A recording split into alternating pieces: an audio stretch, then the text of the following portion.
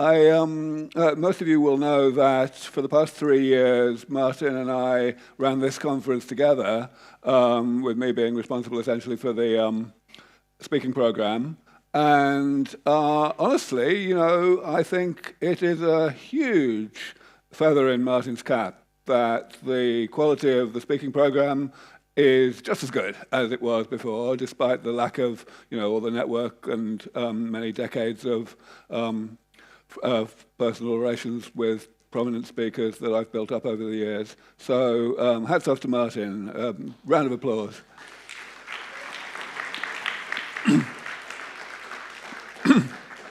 And also I'd like to say, you know, this is a wonderful choice of venue. This venue, I gather, only came into existence very recently. And so, again, I think that's very good that that happened.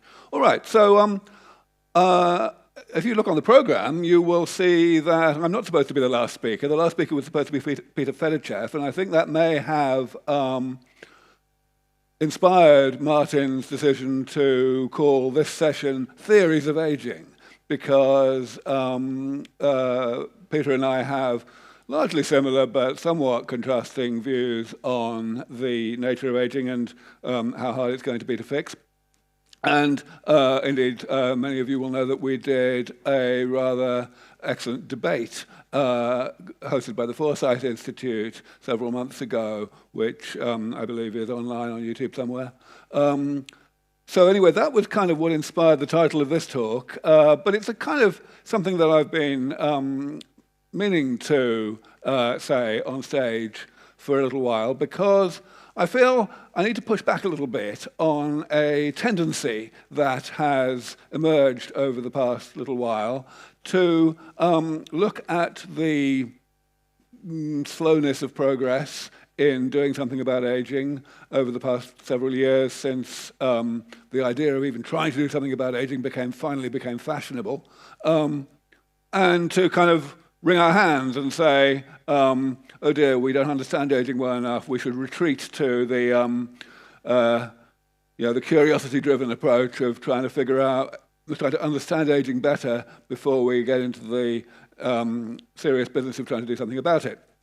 And I think that's bollocks. I think the amount that we know already is abundantly enough to justify not abandoning the effort to understand aging better, not at all, but it's abundantly enough to justify trying to see what happens with what we already understand.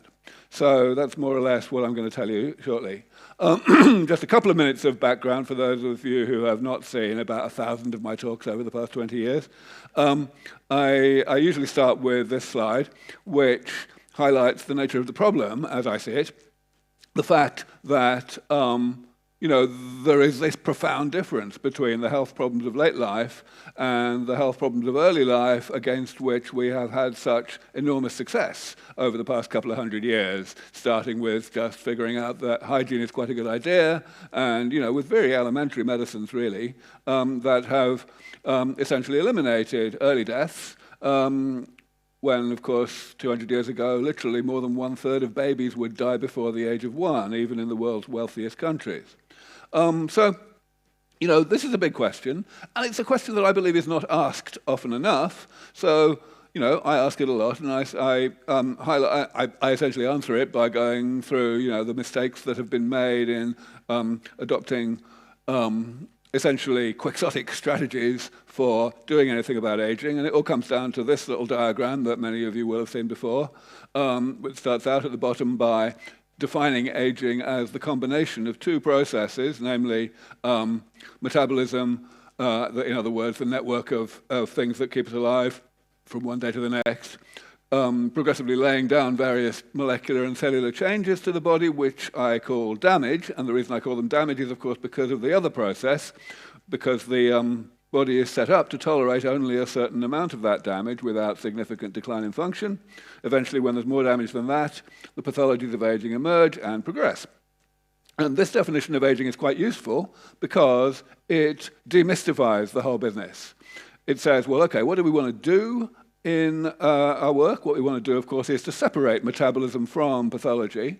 We want to allow people to continue being alive, in other words, performing metabolism without getting sick.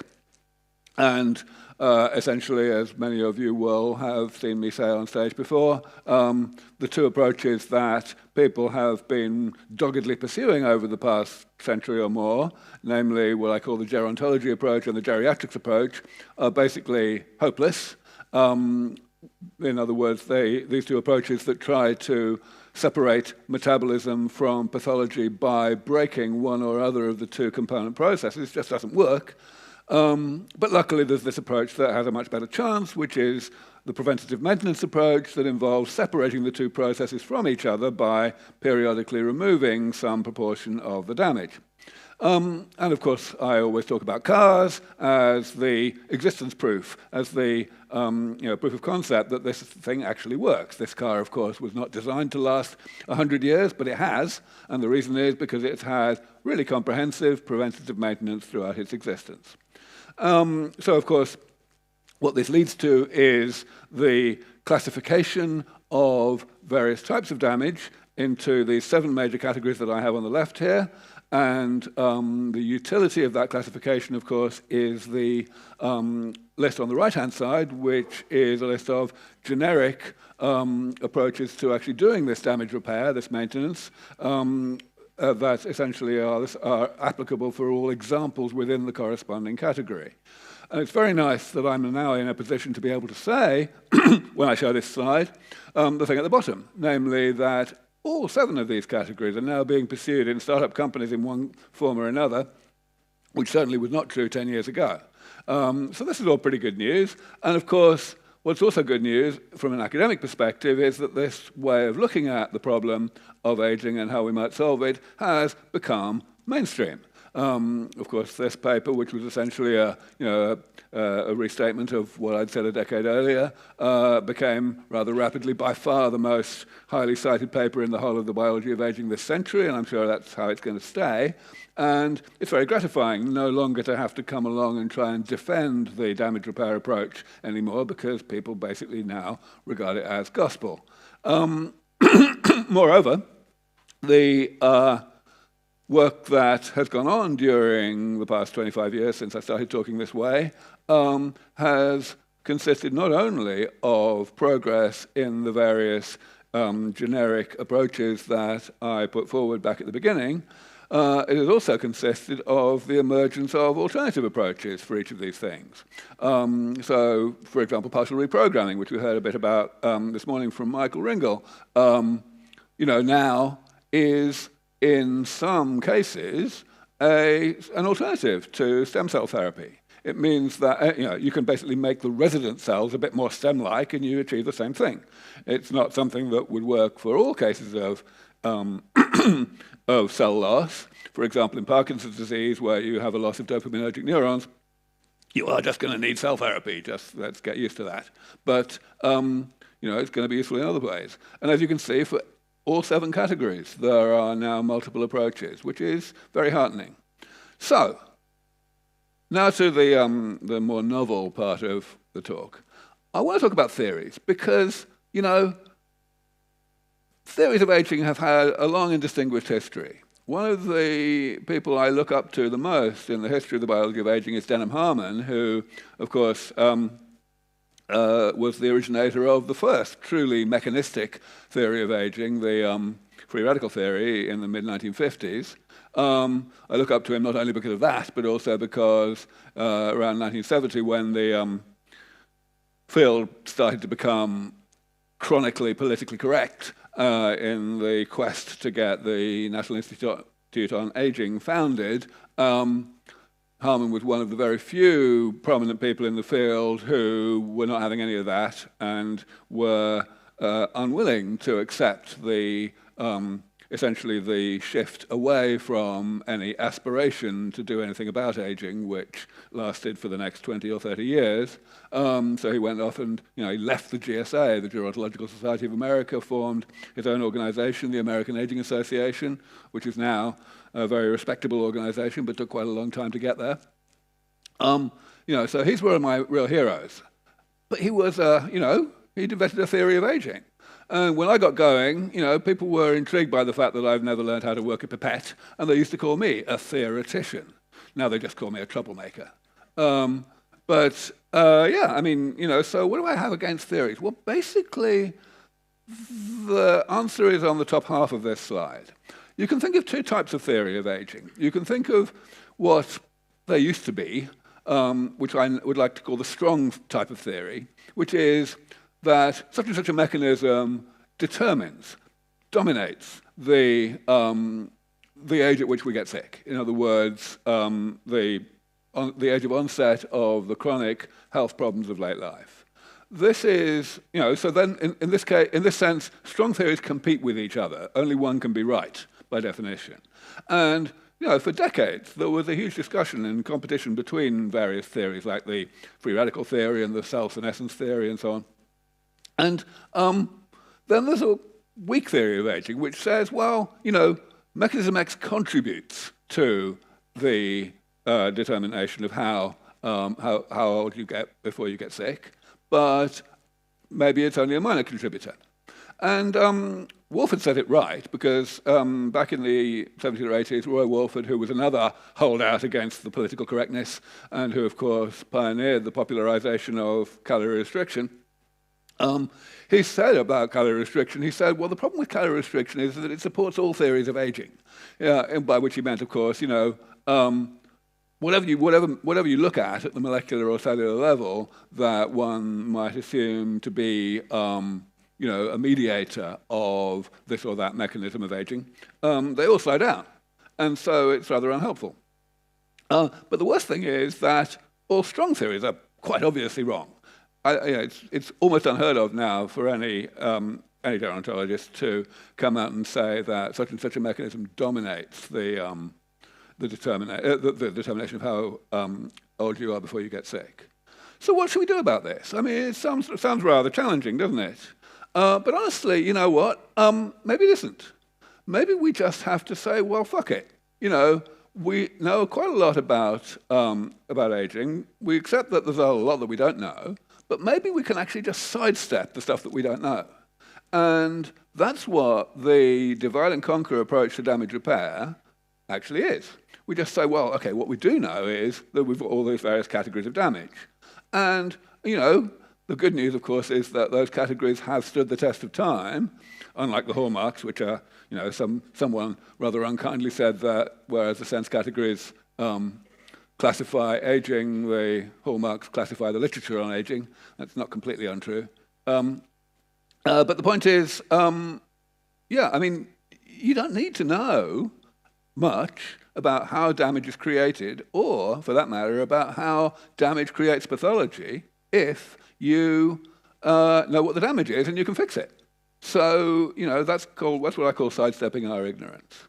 So the first question we have to have, if we want to say, well, we don't really need to focus exclusively on understanding things more, is we have to say, well, why should we be optimistic? Why should we think that we do know enough? And the fundamental answer, to me, the most important answer to that, is that so many things work a little bit in the lab. And I don't even mean in nematodes, I mean in mice. Historically, we had calorie restriction. It works. And it works reliably.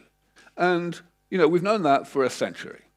Then, 15, 20 years ago, we found out that rapamycin also works nearly as well as calorie restriction itself. And so that's pretty good. But things have been accelerating since then. And in particular, damage repair things have been accelerating.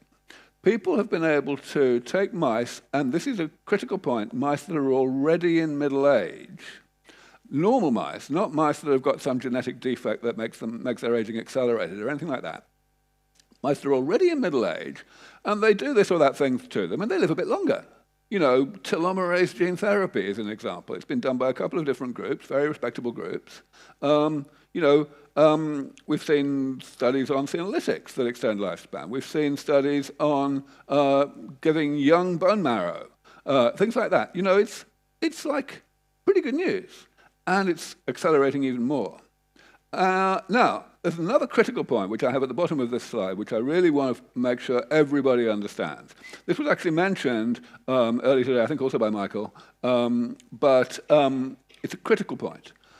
Calorie restriction does not work very well in long-lived species. And as such, we would be very mistaken to focus on calorie restriction or calorie restriction mimetics as anything like the Holy Grail. Whereas damage repair should not have that problem. We understand why, from an evolutionary perspective, calorie restriction works less well in longer-lived species. There is no reason why damage repair should go the same way. So, as many of you know, 2.5 years ago, as soon as I was able to set up LEV Foundation, we started this huge experiment with 1,000 mice, taking 4 interventions. 3 of them were damage repair. I've just mentioned them all, in fact. And one of them was rapamycin as a kind of positive control. And we started giving these things to these mice in middle age. But the point is we gave them in combination.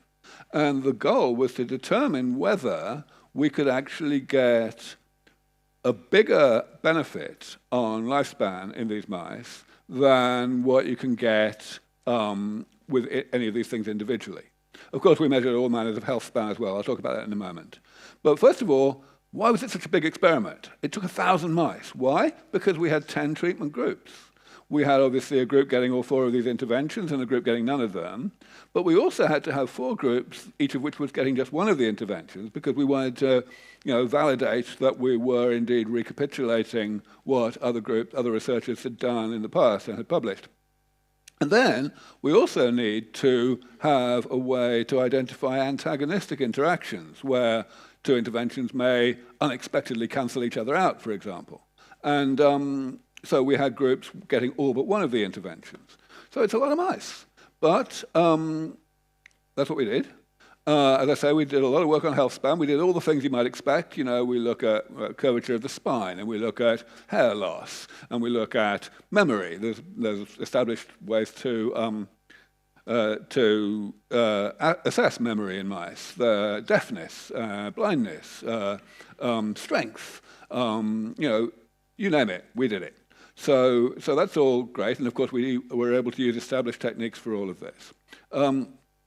We also isolated a bunch of tissues from dead mice, and including mice that we killed on purpose, and we've got those tissues still frozen or fixed in storage, and so we're looking for collaborators to help us analyze these things and get more information. So anyone who fancies getting involved, please write to me. We had a slight innovation with regard to when we did the assays. Most people, when they do these experiments, they preordain particular chronological ages at which to do these tests. And what I realized was that actually that kind of, you can do better than that in terms of, let's call it the signal-to-noise ratio of the study. Instead, what you should do is, for each treatment group separately, you choose your, what we call the cull points, at points at a preordained stage in the survival curve. So in our experiment, the first one happened when 20% of the mice in a given treatment group had died. And so we got a bit more information out of that. But anyway, the main thing was, of course, lifespan. And long and short of it was, we're pretty happy. We definitely validated what we wanted to validate, namely that we do get additivity. The 10 treatment groups are all shown here as Kaplan-Meier curves, and the thick red line, I am pleased to say, is the group that got all the 4 interventions, whereas the thick blue line at the bottom is the group that got none of them. And as you can see, everything else is somewhere in the middle. So we got our additivity, very clean result, very happy with that. The only thing I'm not happy about is the magnitude of the effect, but I'll come back to that in a moment. Here are the males, a bit messier, as you can see. The thick blue line is somewhere in the middle. If you look more closely, you'll see that the groups that are doing worse than the control group are only doing worse for some of the time. There are 2 groups that did way worse than controls for the first year of the experiment, but then in the second year they caught up, and eventually the last mice actually lived longer. Similarly, there are a couple of groups that did fine for the first year, and then they fell off a cliff. And I am not going to try to pretend to have any real explanation for any of that, but broadly speaking, we still got, if we look at the groups as a whole, we still got some degree of additivity. So we are pretty happy about that. What am I unhappy about? As I say, the magnitude of the effect. Let me go back to the females for a moment. In the 1950s or 60s, people started doing calorie restriction experiments in mice starting late in life. And they got maybe 4 months of increase in lifespan if you start at like 18 months, when these are mice that normally live to 2.5 years. And sure enough, if you do the same thing with rapamycin starting at 18 months, you get about 4 months of increase in lifespan. So we were hoping to beat that, and we didn't. We got about 4 months. So that is what leads to the design of the next experiment that I want to do, which is going to be even bigger. It's going to be 2,000 mice, because we want to throw 8 interventions together. We believe that the fact that we only got 4 months is not that there is some kind of magic universal glass ceiling that cannot be broken through. We believe simply that there are lots of boxes you have to tick, lots of things you have to slow down or repair in order to get a big effect. So we just want to throw more things together next time round. I should, however, point out that the fact that each individual intervention does get some life extension effect is enormously heartening, because what it says is that even though these things are damage repair and they just fix one thing in the mice, there are evidently indirect knock-on effects that fan out, covering a lot of other things, so as to to give an overall lifespan effect. If there were things that were not slowed down, then the mice would just die on schedule, more or less. So, and the other piece of good news, of course, is that we can now do an experiment like the one you're seeing on this slide. We couldn't have done it 3 years ago, because 3 years ago, half of the things I'm listing here had not yet been shown to extend lifespan individually. And therefore, we couldn't have picked them. We would have had to use more indirect information as a basis for choosing interventions, and we don't want to do that. So now we're really hot to trot here. The only problem is we don't have the money.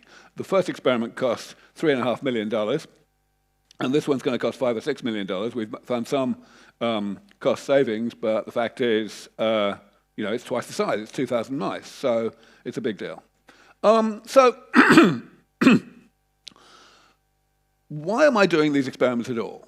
A lot of people say, well, it's time to move to humans. They would especially say, well, if you think you know enough about aging, you don't need to focus on just understanding it better and better and better, then why not move to humans? And the answer is because I want more action from the community, from the world in general.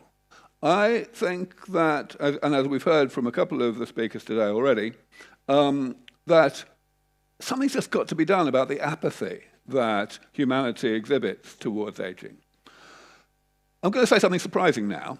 I'm going to tell you what I think is the best thing that has happened in the whole of the longevity crusade in the past decade. And it's not going to be something that you were expecting. I believe that the single most important thing is not any breakthrough in any particular area of the biology. It's not partial reprogramming. It's not anything like that. The most important thing, the best thing that's happened is COVID. And the reason it's COVID is because COVID showed humanity what humanity can do when it puts its mind to it. If you'd asked anybody in 2019 whether there was any way in the world that a vaccine for something would be developed and globally distributed in less than a year, they'd have totally laughed at you. Because, of course, before then, the world record time for doing that was about 10 years. But we did it. And now that it's happened once, doing it a second time will be far, far easier, just psychologically. So we just have to make aging the new COVID. That's my latest slogan. We need to make aging the new COVID. And I believe we can. Once the public wants something, it's definitely going to happen. Governments like to get re-elected. Key thing, though, is that we need to persuade the public to actually abandon their apathy. And I've been trying logic and information to do that for 20-odd years, and I honestly haven't achieved very much, really. And it's not just me, of course. Other people have been trying the same thing with equally little success. But one thing I was saying 20-odd years ago, was that there was only one person we actually needed to convince that aging should be a priority for humanity, and we'd be done. And that one person was Oprah Winfrey. Because, she gets on camera and says, buy this book, and everybody does. What the fuck? I have no idea why, but it's an empirical fact. And of course, it's not just Oprah anymore. We've got, Joe Rogan and Mr. Beast and, Lex Friedman and other people like that who have just as much, power over humanity.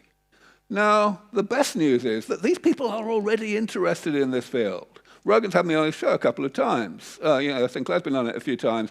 Quite a few others of us. It's really good news. So we've just got to mobilize these people better. And I believe that the way we're going to do that is to make sufficiently dramatic breakthroughs in the lab, in mice, that all of our subject matter experts, especially the relatively few of us, literally something like half a dozen of us, who do a lot of public speaking, to general audiences, if we just start to have the courage to talk about time frame predictions, to say, I think we might actually bring aging we might reach longevity escape velocity in the next 10 years or something like that. If everybody starts saying that, then I believe we're going to have, aging is going to become the new COVID pretty much overnight. I think a really important part of this comes back to what I was saying earlier about calorie restriction. 20-odd years ago, when I got into this field, it took me a while to realize that hardly any of the experts were actually acknowledging that calorie restriction works really, really badly on long-lived species. It was very obvious already. There was a clear correlation inverse correlation between the effectiveness and the natural lifespan. And people were almost denying it. In fact, when I famously picked my fight with Rich Miller that started the Sense Challenge, that was because of that. Because he's actually said in print that he expected that if we got calorie restriction right in humans, they would live to 140. I wasn't very impressed. So anyway, so no progress has been made. Yes, I know. I know my time's up. The point is, we haven't got any further, which means that if the next mouse lifespan experiment or the one after that actually succeeds in getting, let's say, a 12-month increase in lifespan rather than only 4 months, then, maybe the experts in the community will be willing to actually, say some things. All right? My slides have stopped working, probably because it says time's up. There we go. Yeah, so a couple of years ago, at this conference, in fact, Brian Kennedy and I spearheaded the launch of this thing called the Dublin Longevity Declaration, which was a good deal more hard-hitting than what experts had signed up to in the past, but it still didn't have timeframes in it. So I'll stop there. Thank you very much.